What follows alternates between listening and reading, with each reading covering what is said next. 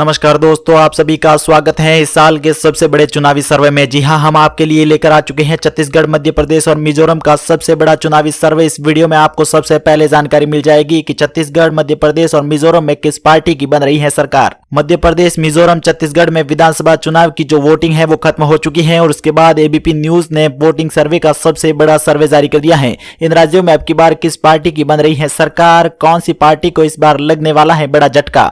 मध्य प्रदेश में 230 सीटों पर 75% मतदान हुआ, तो वहीं मिजोरम के अंदर भी कुल 40 सीटों पर 78% मतदान देखने को मिला। छत्तीसगढ़ में प्रथम चरण में 20 सीटों पर चुनाव हुए, तो वहीं दूसरे चरण में 70 सीटों पर चुनाव देखने को मिले। इस बार 2 चरणों के अंदर छत्तीसगढ़ में चुनाव कंप्लीट हुए, तो वहीं प्रथम चरण में छत्तीसगढ़ में 71% मतदान देखने को मिला, तो वहीं छत्तीसगढ़ के दूसरे चरण में 75% टोटल मतदान हुआ। दोस्तों, मध्य प्रदेश में जब 2018 में चुनाव हुए थे तो बीजेपी को 109 सीटें मिली थी, तो वहीं कांग्रेस के खाते में 114 सीटें गई थी, तो वहीं अन्य को 7 सीटें मिली थी। तो इस बार मध्य प्रदेश में क्या उलटफेर देखने को मिलेगा। दोस्तों, मिजोरम में भी जब 2018 में चुनाव संपूर्ण हुए थे तो एमएनएफ पार्टी को 26 सीटें मिली थी, तो वहीं कांग्रेस के हाथ में 5 सीटें आई थी, तो बीजेपी को केवल 1 ही सीट मिल पाई थी, तो वहीं अन्य को 7 सीटें मिली थी। छत्तीसगढ़ में भी जब 2018 में चुनाव कंप्लीट हुए तो प्रथम चरण में 20 सीटों पर मतदान किया गया था, जिसमें बीजेपी के हाथ 2 सीटें आई थी, तो वहीं कांग्रेस के खाते में 17 सीटें गई थी, तो वहीं अन्य के खाते में केवल 1 ही सीट जा पाई थी। लेकिन इस बार प्रथम चरण में क्या रहेंगे चुनावी आंकड़े, इस वीडियो में आपको बताएंगे पूरी जानकारी।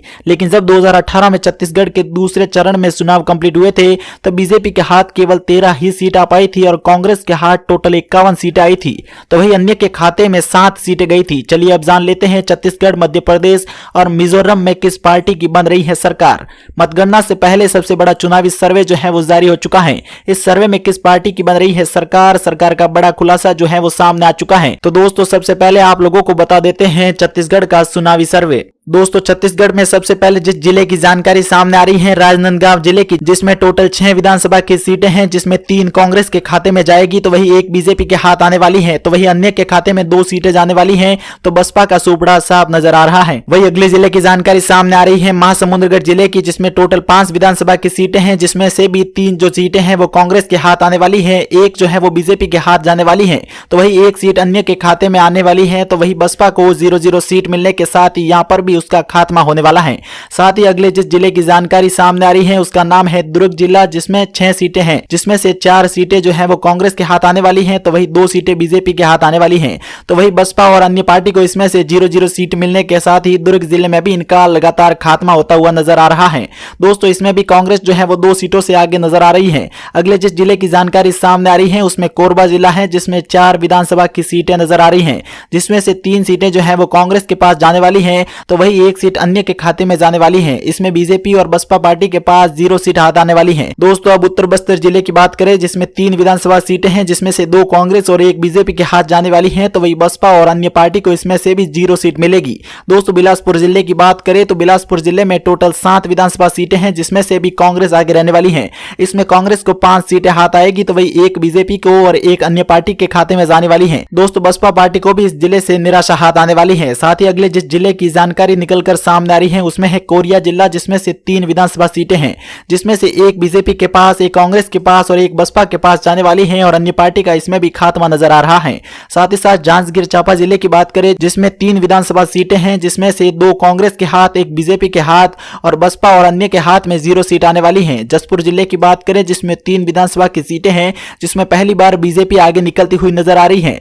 जी हां, इसमें 2 सीटें जो है वो बीजेपी के हाथ जाने वाली हैं और 1 कांग्रेस के हाथ आने वाली है, तो वही बसपा और अन्य के हाथ में 0-0 सीट आने वाली है। रायपुर जिले की बात करें, जिसमें 5 विधानसभा की सीटें हैं, जिसमें से 3 जो है वो कांग्रेस के हाथ आने वाली हैं, तो वही 2 सीटें जो है वो भाजपा के खाते में जाने वाली हैं, तो वही अन्य पार्टी और बसपा पार्टी के हाथ यहां पर भी खास निराशा हाथ लगने वाली है। दोस्तों, बस्तर जिले की बात करें, जिसमें 3 विधानसभा सीटें हैं, इसमें भी कांग्रेस पार्टी जो है वो लगातार आगे निकलती हुई नजर आ रही है। दोस्तों, इसमें जो है वो भूपेश बघेल के नेतृत्व में कांग्रेस को 2 सीटें मिलने वाली हैं, तो वही भाजपा के हाथ यहां पर भी 1 सीट आने वाली है।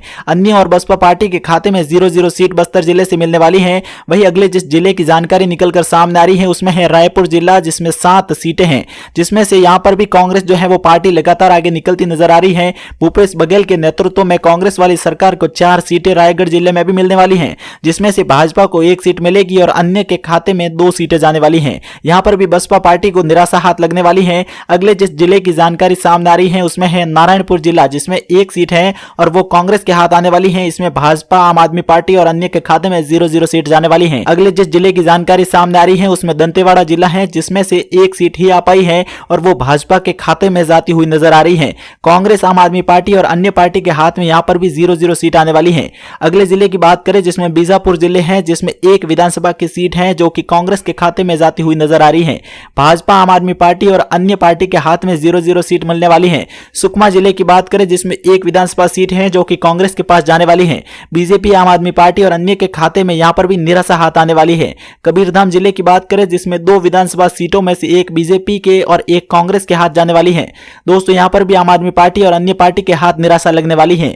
कांकेर जिले की बात करें जिसमें 3 विधानसभा सीटें हैं, जिसमें भाजपा और आम आदमी पार्टी को निराशा हाथ आएगी, तो वही कांग्रेस के हाथ में 2 सीटों के साथ ही अन्य पार्टी को 1 सीट मिलने वाली है।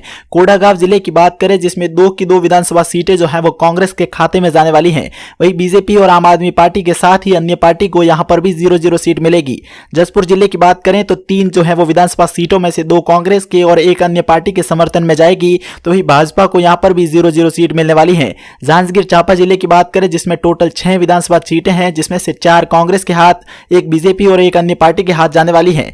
दोस्तों इसमें भी कांग्रेस जो है वो लगातार आगे निकलती हुई नजर आ रही है। करवदा जिले की बात करें जिसमें 2 विधानसभा सीटों में से 2 की 2 जो है वो कांग्रेस के हाथ आने वाली है और बीजेपी और अन्य पार्टी के हाथ भी यहां पर भी जो है वो निराशा मिलने वाली है। कोरिया जिले की बात करें जिसमें से 3 विधानसभा सीटों में से 3 की 3 जो है वो कांग्रेस के पास जाने वाली है। कोरिया जिले में भाजपा और अन्य पार्टी को निराशा हाथ लगेगी, तो वही बिलासपुर जिले में 7 सीटों में से 4 जो है वो कांग्रेस के खाते में जाएगी। साथ ही साथ 2 विधानसभा सीटें भाजपा के समर्थन में जाएगी और 1 सीट जो है वो अन्य के खाते में जाने वाली है। उत्तर बस्तर जिले की बात करें जिसमें 3 जो है वो विधानसभा सीटों में से 2 कांग्रेस के नेतृत्व में जाएगी और 1 भाजपा को मिलने वाली है। साथ ही साथ अन्य पार्टी को भी यहाँ पर निराशा हाथ लगेगी। दोस्तों अगले जिस जिले की जानकारी सामने आ रही है उसमें है रायपुर जिला, जिसमें 7 विधानसभा सीटों में से 4 कांग्रेस को मिलेगी, 2 भाजपा को मिलेगी और 1 अन्य पार्टी के समर्थन में जा सकती है। दोस्तों छत्तीसगढ़ में लगातार कांग्रेस आगे निकलती हुई नजर आ रही है। छत्तीसगढ़ के अंदर 7 और 17 नवंबर को 2 चरणों के अंदर वोटिंग खत्म हो चुकी है और छत्तीसगढ़ में इस बार पहले चरण में 71% मतदान हुआ था, तो वही दूसरे चरण में छत्तीसगढ़ के वोटिंग में 75% मतदान हुआ था।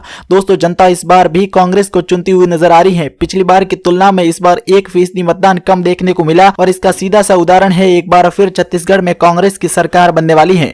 दोस्तों यदि आप भी इस वीडियो को छत्तीसगढ़ से देख रहे हैं तो इस वीडियो के कमेंट बॉक्स में हमें जरूर बताएं कि वहां पर किसकी सरकार बन सकती है और आप किसके समर्थन में हैं। चलिए मिलते हैं अगली जानकारी के साथ, तब तक के लिए जय हिंद।